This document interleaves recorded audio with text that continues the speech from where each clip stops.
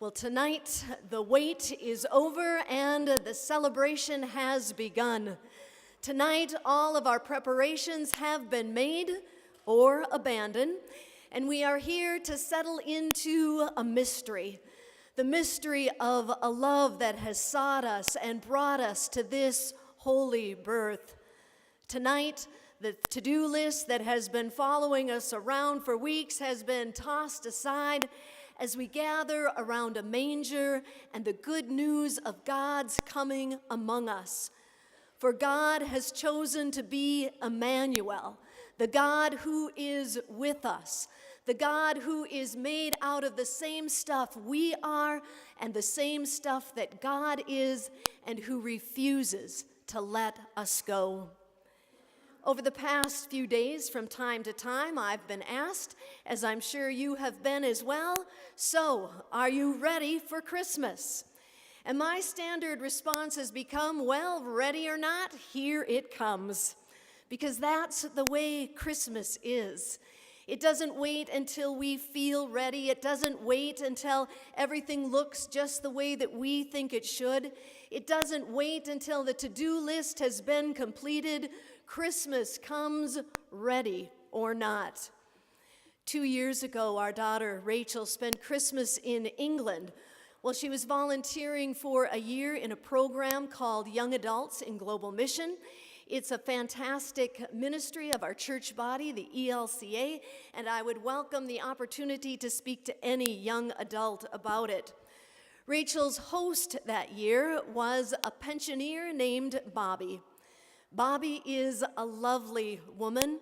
She loves God, she prays long, beautiful prayers, and she has a warm and welcoming heart. Now, we all speak English, right? But Bobby had this Wigan accent that was so prominent that the first time I spoke with her, I had to ask Rachel for a translation. Bobby also had, she had trouble keeping track of things, everyday things. And she could often be heard wandering around the house saying something like, oh dear, I've lost me keys, or me purse, or me hearing aid. And Bobby's propensity for losing things resulted then in her often being late for things as well. And when Bobby knew that everyone was at the door waiting for her, she would call out in assurance, "Don't worry, I'm coming like Christmas." It's a great line, I think, and we use it from time to time. Christmas comes without a doubt, but not always just when we are ready for it. I suppose on that very first Christmas as well, people were not exactly ready for it. Luke's Christmas narrative tells us that Joseph and Mary made the 100-mile journey from Nazareth to Bethlehem while Mary was full term in her pregnancy. Google Maps says that would be a 34-hour journey on foot. When they arrived there, the whole town was clogged with travelers, none of them who was there by choice. The emperor had ordered them all to arrive and to be counted and taxed, and he could have cared less where anyone slept. And so Mary gave birth to her firstborn son. She wrapped him in swaddling clothes, and she laid him in a manger, in a lowly feed box meant for animals. And I can only guess that this was not the entrance that Mary had planned for her firstborn son. And I can imagine that Joseph also felt in way over his head and regretted perhaps that he could not provide more for his new little family. And the only visitors that night to the new baby were the shepherds from the low rungs of the first century social ladder, who certainly could not have prepared for their ordinary night shift to be disturbed by angelic messengers. Did it seem improbable to them that God would arrive in such a humble and ordinary way? But the shepherds went at the angel's word, and they found the baby just as the angel had told them.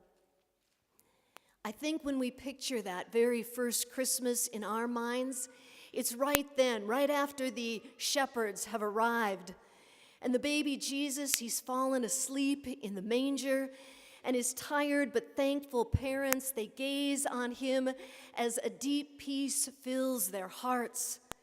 And the shepherds, they stumble in and they fall down on their knees, stunned that God has summoned them on this occasion. And the starlight bathes the stable, and the angels can be heard singing above, and there it is, a perfect and holy moment, but certainly a moment that no one had prepared and that only God could create. Of course, that moment could not have lasted long as I think about it. The angels finished their song, and all that could be heard pretty soon was the music from the bar at the inn. And one of the cows stepped on a chicken, and the resulting racket was so loud that it woke up the baby Jesus, and he started to cry. And as Mary leaned over to pick him up, Mary started crying too. And when Joseph tried to comfort her, she told him that she wished that her mother were here and that she wanted to be home where she belonged instead of competing with cows for a place to sleep. And she didn't say it very nicely either. But a few moments later, when her tears had stopped, she said that she was sorry. And Joseph said not to think another word about it, and he meant it too. Both of them were exhausted, maybe cold and hungry as well, and no doubt overwhelmed. But do you know what? God was still there, right in the middle of that picture too. God had come, ready or not, in the infant Jesus. And because God is with us, there is peace and joy and love and forgiveness, not only in the best of times, but also and most especially in the most difficult of times. Many years ago now, when we were living in Carrington, North Dakota, I stopped at a neighbor's house the week before Christmas. I was there to pick up our daughter who'd been playing with their daughter. They had a big, beautiful home and 2 beautiful kids. And I asked her that question that we ask, "Are you ready for Christmas?" And her answer surprised me. She said in no uncertain terms that she was not ready for Christmas, and she added with great disappointment that if she only had a couple more weeks, she could have created a Christmas that her children would have found truly memorable, but that just wasn't going to happen this year. Now, I know enough about people to know that even the family that looks the prettiest on the outside might have a struggle or a sorrow that I could not imagine for them. And still I couldn't help but feel that the perfect picture in her mind was causing her to miss the joy and the goodness of this Christmas right before her. Peter and I have now entered into that stage in life known as empty nesters.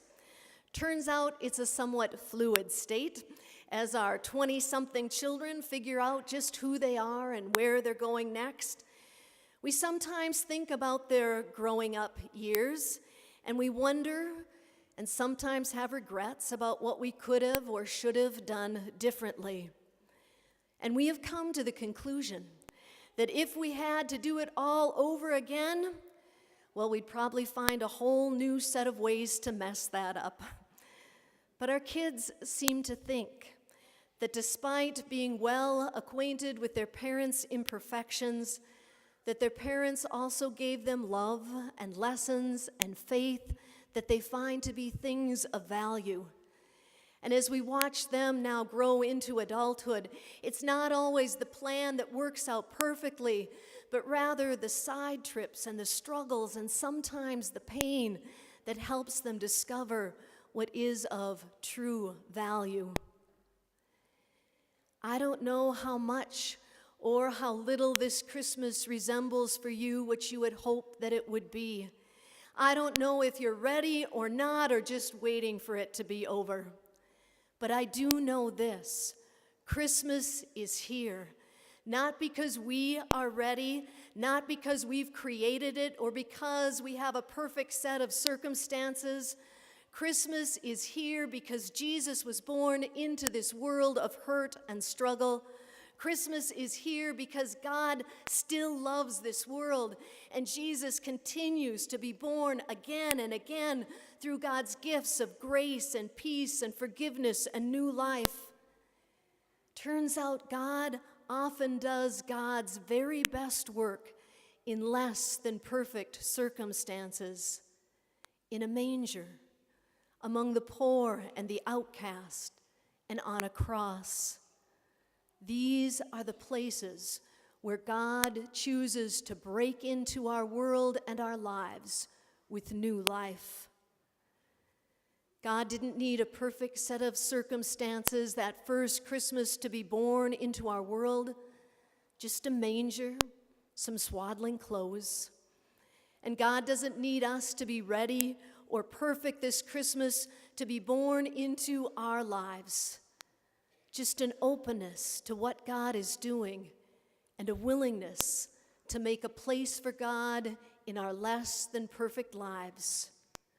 For God still loves this world, and God still comes to be with us, ready or not. Amen.